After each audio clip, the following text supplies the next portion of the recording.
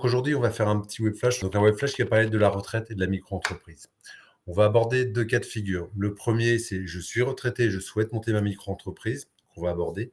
Le second cas de figure, c'est: je suis micro-entrepreneur et je veux connaître mes droits à la retraite, les droits qui sont générés par mon statut de micro-entrepreneur. Premier cas de figure, une personne est retraitée et veut créer sa micro-entreprise. Est-ce qu'elle peut le faire? Elle peut le faire sous plusieurs conditions. Pour pouvoir créer sa micro-entreprise en étant retraité, il faut déjà avoir atteint l'âge légal de la retraite, donc et valider tous vos trimestres. Donc, c'est-à-dire avoir fait valoir vos droits à la retraite et être retraité à taux plein. Tant que vous êtes dans ces conditions-là, vous pouvez, effectivement créer votre micro-entreprise en étant retraité, donc avoir un complément de revenu micro-entreprise tout en étant retraité.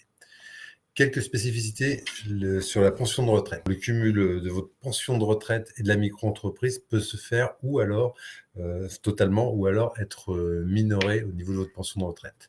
Très clairement, ça veut dire quoi? C'est-à-dire que si vous êtes retraité et que vous avez une pension de retraite, vous pouvez cumuler les revenus de votre micro-entreprise, soit si vous êtes un ancien salarié du secteur privé, ou alors un ancien salarié du secteur public, là, il n'y a aucune limitation. Vous pouvez cumuler, ça n'aura pas d'impact sur votre retraite. Par contre, si vous étiez ancien artisan ou commerçant à votre compte ou profession libérale, donc déjà travailleur indépendant ou gérant d'une société, vous ne pouvez pas exercer une activité du même champ sans avoir de baisse de pension de retraite.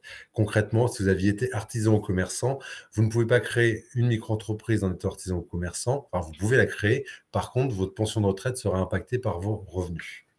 Donc, c'est-à-dire que vous aurez un plafond maximum de 20 568 € annuels à ne pas dépasser. Si vous les dépassez, vos revenus, votre pension sera minorée par rapport à vos revenus de la micro-entreprise.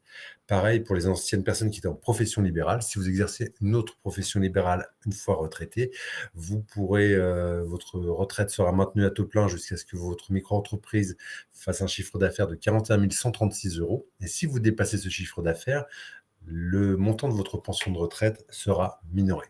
La couverture sociale, quand on est micro-entrepreneur et retraité, on paye quand même des cotisations sociales comme si on n'était pas retraité. C'est-à-dire que vous allez quand même rester affilié à votre caisse d'assurance maladie et d'assurance retraite, et ça vous donnera les mêmes droits que les autres micro-entrepreneurs, excepté pour la retraite. Bien sûr, vous ne surcotiserez pas en étant micro-entrepreneur si vous êtes déjà retraité.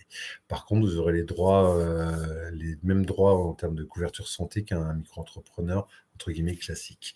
Et le montant des cotisations sociales retraite sera versé à titre solidaire. C'est-à-dire que très clairement, les cotisations retraite que vous payez en tant que micro-entrepreneur, si vous êtes déjà retraité, ne vous serviront pas à vous, mais vous les versez quand même. Donc vous cotisez pour la solidarité nationale à ce niveau-là.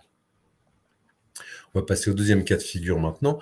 Vous êtes micro-entrepreneur et vous posez des questions sur votre retraite. Quels sont mes droits? Comment je peux y faire pour y prétendre? Les conditions pour bénéficier de la retraite. Donc, il faut avoir fait une déclaration de chiffre d'affaires, avoir payé ses cotisations, et ces éléments-là vous permettent d'ouvrir des droits à la retraite. Les cotisations sociales que vous payez en micro-entreprise tous les mois ou tous les trimestres vous permettent d'ouvrir des droits à l'assurance maladie, à la formation professionnelle et à la retraite. C'est ce montant de cotisation-là que vous payez qui vous permet de valider 1, 2 ou 3 ou 4 trimestres par an et de fixer le montant de votre pension de retraite. D'accord? Donc l'argent que vous versez à l'URSSAF, par le biais de ces cotisations, va vous être redistribué plus tard, une fois que vous aurez fait valoir vos droits à retraite. Si vous n'avez pas généré de chiffre d'affaires, c'est-à-dire que vous n'avez pas cotisé pour votre retraite. Donc si vous faites un chiffre d'affaires nul pendant une année entière, vous ne validez aucun trimestre pour votre retraite. Pour rappel, pour valider sa retraite, il faut d'une part avoir atteint un âge légal, donc qui est aujourd'hui de 62 ans, et il faut aussi avoir cotisé un minimum de validé un minimum de trimestres. Donc si vous ne cotisez pas, si pendant un an vous ne travaillez pas et vous ne validez pas de trimestre, ce sera une année qui ne vous permettra pas d'avancer dans vos droits à retraite. L'âge de la retraite, donc là j'avais un peu anticipé, vous devez attendre donc 62 ans minimum pour faire valoir vos droits à retraite, c'est l'âge légal du départ en retraite. Si votre nombre de trimestres n'est pas atteint, donc si vous n'avez pas la totalité des trimestres pour valider votre retraite, le montant de votre pension de retraite sera minoré. C'est-à-dire que si vous aviez droit à 1 000 € à une retraite pleine, si vous prenez à 62 ans, mais que vous avez moins de trimestres validé, vous serez en dessous des 1 000 €. Si vous voulez continuer à travailler, vous pouvez le faire jusqu'à 67 ans et auquel cas la condition de validation des trimestres disparaît. C'est-à-dire que si vous continuez à travailler jusqu'à 67 ans et que vous voulez faire valoir vos droits à la retraite à l'âge de partir de 67 ans, là, vous êtes forcément en retraite à taux plein. De quelle caisse dépendez-vous? En fonction de votre activité et de votre date de création, vous dépendez de différentes caisses. Vous dépendez, pour les gens qui se sont créés récemment, de l'assurance retraite du régime général, donc la CARSAT ou la CNAV quand on est artisan ou commerçant et de la CIPAV quand on est en profession libérale réglementée. Une profession libérale réglementée, on va venir après sur le chiffre d'affaires pour valider les trimestres. Une profession libérale réglementée, c'est une profession libérale qui est inscrite à un ordre en général, donc les comptables, les médecins, les avocats. Si vous êtes en profession libérale non réglementée, si vous avez créé votre entreprise avant le 1er janvier 2018, vous dépendez de la CIPAV. Par contre, à partir du 1er décembre 2018, pour votre date de création, vous dépendez de l'assurance du régime général. Donc, depuis 2018, l'ensemble de l'assurance maladie retraite des travailleurs indépendants, dont les micro-entreprises, a été basculé sur le régime général, la même caisse que les salariés. Donc la CPAM pour l'assurance maladie et la CARSAT ou la CNAV pour l'assurance retraite. Comment valider ces trimestres? Pour valider votre trimestre, vous pouvez valider jusqu'à 4 trimestres par an. On peut bien évidemment pas faire plus de 4 trimestres parce que 4 trimestres, ça fait une année. Donc il faut avoir déclaré un minimum de chiffre d'affaires pour valider ces trimestres.